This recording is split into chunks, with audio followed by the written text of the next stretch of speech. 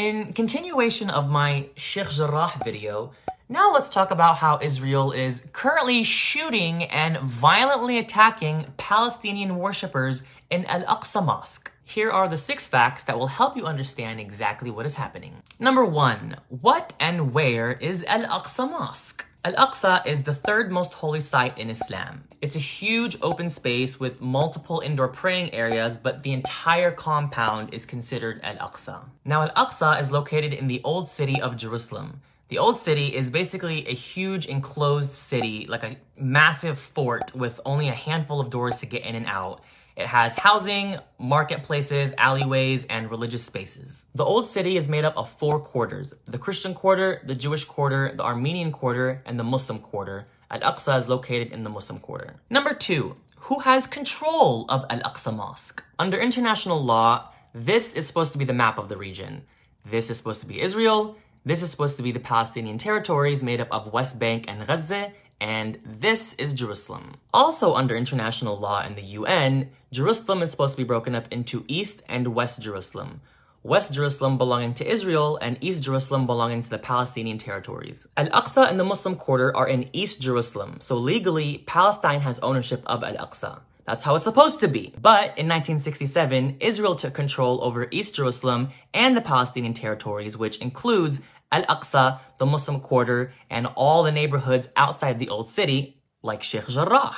So because Israel has control over East Jerusalem, Palestinians in the Palestinian territories don't have access to Al-Aqsa. They have to apply for a special permit from Israel to visit, and most of the time, Israel rejects the requests. I have relatives who were born and raised 30 minutes from Al-Aqsa, and they've literally never been. And this isn't just for Muslim Palestinians. Even Christian Palestinians in the West Bank don't have open access to their holy sites in the Christian quarters of Jerusalem. Israel illegally has full control over the old city and all the religious sites that are in it. Number 3, what's happening at Al-Aqsa right now? It is the holy month of Ramadan for Muslims everywhere right now, and these last 10 days are extremely important, so Al-Aqsa is jam-packed with Palestinian Muslims praying together. 2 nights ago, while Palestinians were praying at Al-Aqsa, Israeli police barged their way into the Al-Aqsa compound with guns and full protective gear and started shooting rubberized steel bullets and throwing stun grenades at the Palestinians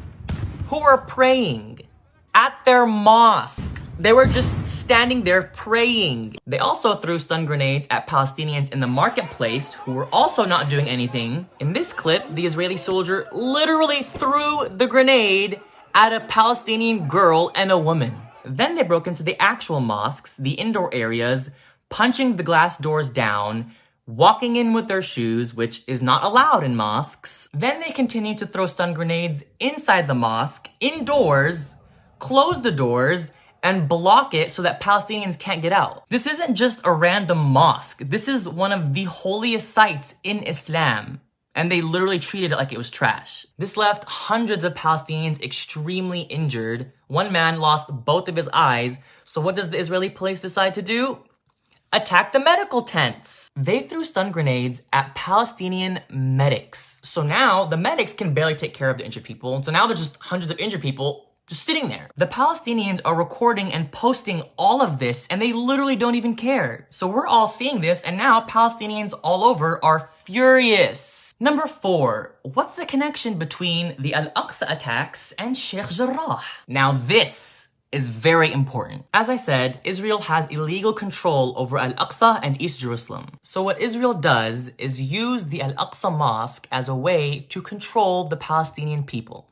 Let that sit for a second. Just think about that. Historically, anytime the Palestinians in any part of the country start to protest or rebel against the Israeli government, Israel attacks Al-Aqsa to send a message to the Palestinian people that if you keep protesting and rebelling, we're gonna take away Al-Aqsa from you. They know Al-Aqsa is our soft spot. It's our holy site. We have to protect it. They're basically indirectly saying, if you Palestinians behave, we'll let you pray at your mosque. Yeah, for sure.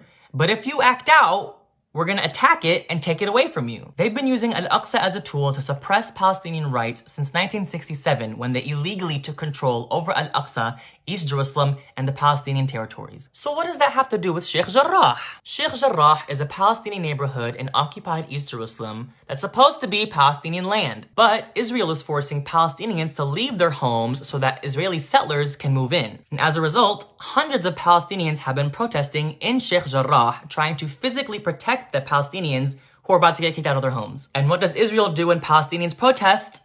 They attack Al-Aqsa.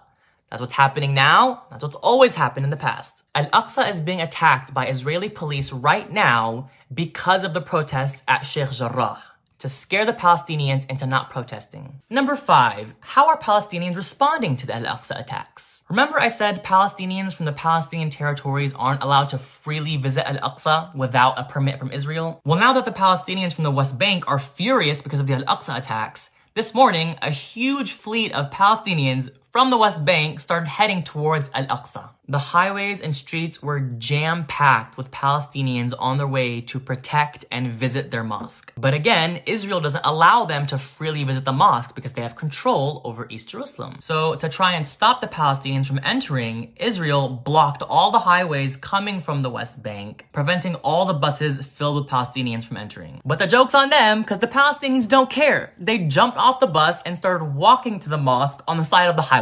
So then there's this huge march of Palestinians trying to bypass the Israeli checkpoints to get to Al-Aqsa. Then the Palestinians from Jerusalem who can freely visit all got in their cars and went and picked up those who were marching to take them to Al-Aqsa. And beyond all that, now Palestinians aren't just protesting in Sheikh Jarrah. They're protesting all throughout Israel and the Palestinian territories. And finally, number 6, what's gonna happen now? So we have these 3 things going on right now. Palestinians protesting at Sheikh Jarrah, and now all over the country. We have Israeli police attacking Palestinian worshippers at Al-Aqsa, and a huge march of Palestinians forcing their way to visit their holy mosque.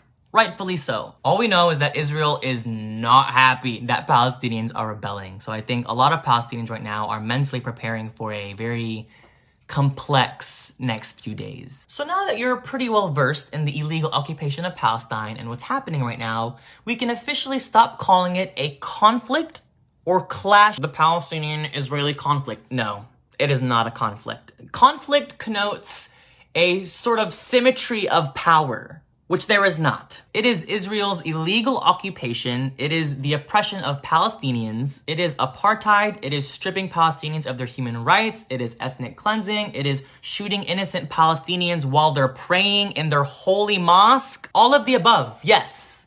But conflict, no. It is not that. If you watch footage of what's happening at Al-Aqsa or Sheikh Jarrah right now, who has the guns? Because it's not the Palestinians, that's for sure. So you tell me who has the power here. So please help spread the word of what Israel is doing to the Palestinian people. All resources and footage and posts are saved on my highlights. Be sure to follow Muna and Muhammad al-Kurd, who are Palestinians living in Sheikh Jarrah. They're posting live footage every day of what's happening there. Please keep the Palestinian people in your prayers. ويا أهل فلسطين يا شعبي يا أغلى ناسي إحنا عن جد من جو القلب من جو الروح إحنا كلنا معكم وراح نضل معكم. الله يعطيكم القوة والعافية. والله العظيم يا ريتني معكم وقدرت أوقف جنبكم، بس توكلنا على الله. الله يحميكم يا حبايب، يا أغلى الحبايب. السلام عليكم.